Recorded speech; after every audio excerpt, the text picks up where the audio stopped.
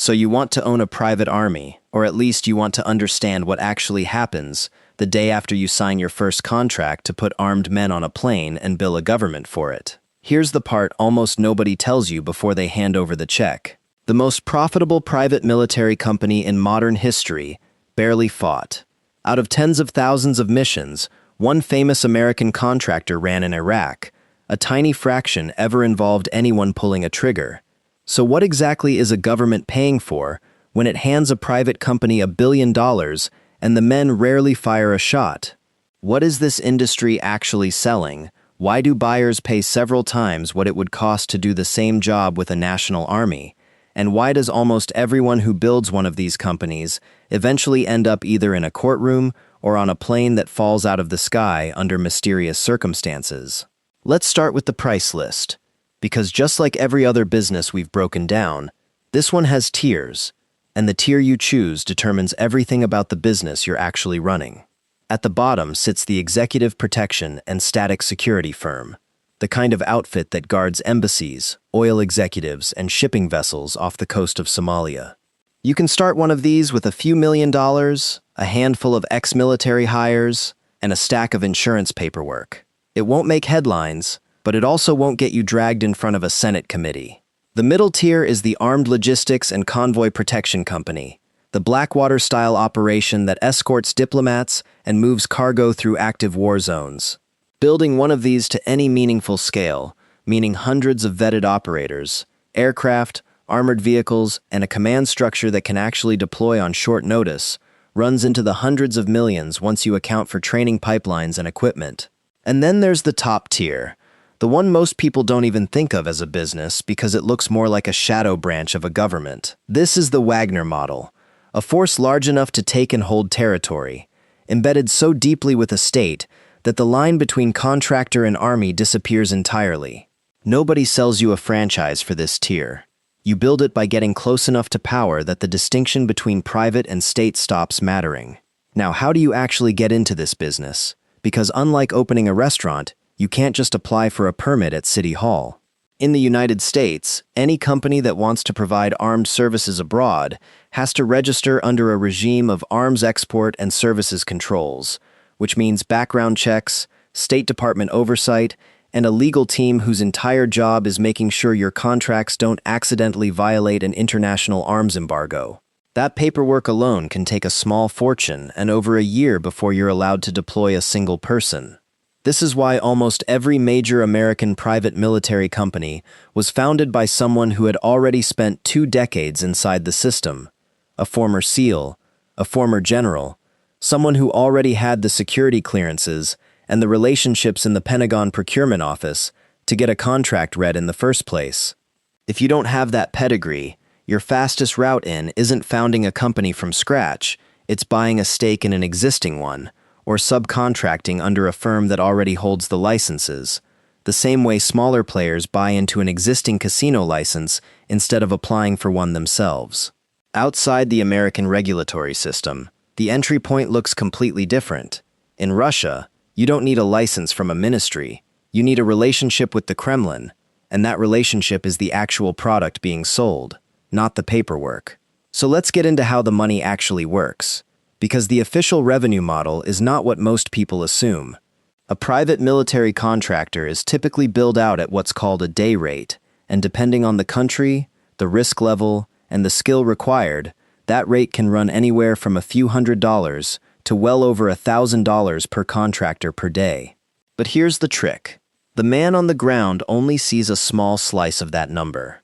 The rest goes to insurance, life, and medical evacuation policies, equipment amortization, transport, and the company's own margin, which on a well-run contract can sit between 15 and 25%. Multiply a modest day rate across a battalion-sized force deployed for a year, and you're looking at contracts worth hundreds of millions of dollars, all billed to a government that could, in theory, deploy its own soldiers for a fraction of the price. Which raises the obvious question, why does any government pay 6 times more for the same rifle in a different set of hands? The answer is the real product this industry sells, and it isn't security, it's deniability. When a national soldier dies, The government inherits a pension, a funeral with a flag, a name on a memorial wall, and a political cost measured in votes. When a contractor dies, none of that exists. The premium a government pays isn't for better training or better equipment, because the men are often the exact same veterans trained by the exact same military. The premium is for the ability to lose people without the political and financial obligations that come with losing a soldier. Here is where the shadow economy of this industry becomes impossible to ignore, and it works almost identically to the way an airport monetizes captive passengers, or a bank monetizes deposits it never really has to hold. In several African and Middle Eastern conflicts, a private force isn't paid in a wire transfer at all. It's paid in a stake, a share of a gold mine, a cut of an oil field, mining concessions carved out of a country too unstable to defend its own resources. This turns a security contract into something closer to an equity position in a nation's extraction industry, and it's a far larger prize than any day rate could ever offer, because instead of billing for protection, the company is now extracting billions in raw commodities directly from the ground it was hired to secure. Now for the case studies. Because this industry runs on a small handful of names that keep coming up, and each one teaches you something different about how this business breaks. One American company built its fortune on defensive contracts protecting diplomats, until a single incident in a public square turned political goodwill into a 5-alarm scandal overnight, costed its operating license, and forced the founder to sell and rebrand the company 3 separate times just to put distance between the name and what happened under it. A small South African outfit in the mid-1990s took the opposite path, signing a contract with a struggling West African government to put down an insurgency in under 2 years, walking away not just with a cash fee, but with a stake in the country's diamond mines, a masterclass in getting paid twice for the same war. And then there's the Russian model, built by a man who went from selling hot dogs to running a private army that took more territory and pulled more gold out of the ground in 2 years than the American model managed in over a decade of contracts, before discovering the hard way that a private army only stays useful to the state that hired it for as long as it stays smaller than the state itself.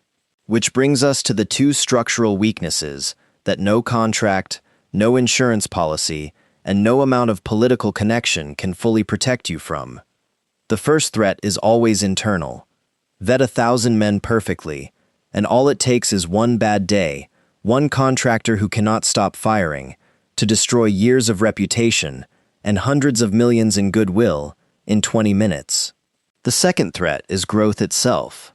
The better your private army becomes, the more territory it holds, the more gold and oil it controls, the more it starts to resemble an actual army, and no government on earth, democratic or authoritarian, can tolerate a real army it does not officially own.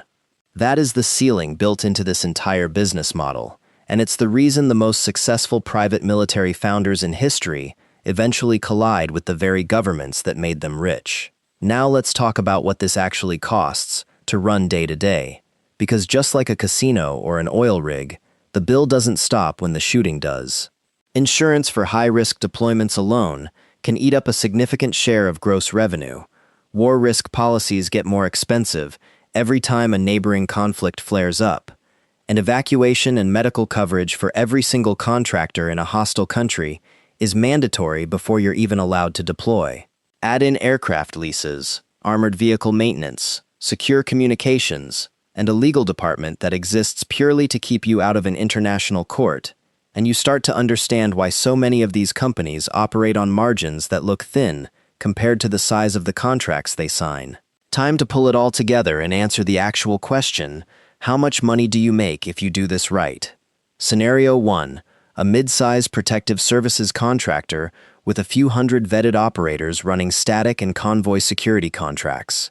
Annual revenue in the range of $200 to $300 million. Operating costs eating most of that in salaries, insurance, and logistics, and a net margin that leaves you with something in the $15 to $25 million range in a good year, assuming nothing goes wrong in the news cycle. Scenario 2.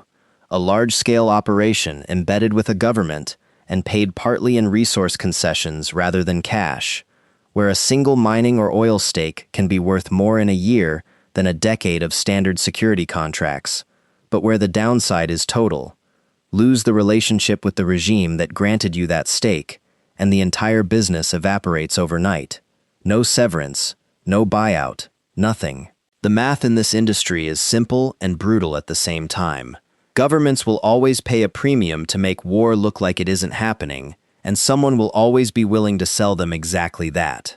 Just remember, the moment your private army gets good enough to matter, it becomes too dangerous for anyone to let you keep it.